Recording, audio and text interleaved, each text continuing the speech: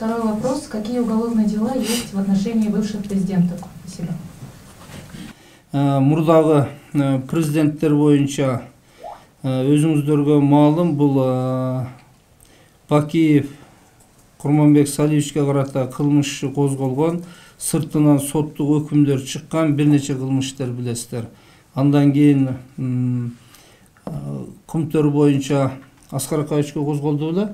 Кумтөр боюнча козголуп, ал күнөөсү далилдемектен кыскарган. Баягы былтыркы Кумтөрдү мамлекетке кайтара алуу мезгилинде билесиздер, бир нече кызмат адамдарына карата тергөөлөр жүрүп, бирок күнөөсү далилдемектен кыскарган. Экинчи Атамбаев Алмазбек Шаршеновичке карата 9 кылмыш бар билесиздер.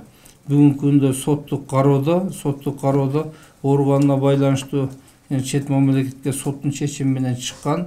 Сол кайтып келсе соттук териштөөлөр улантылат.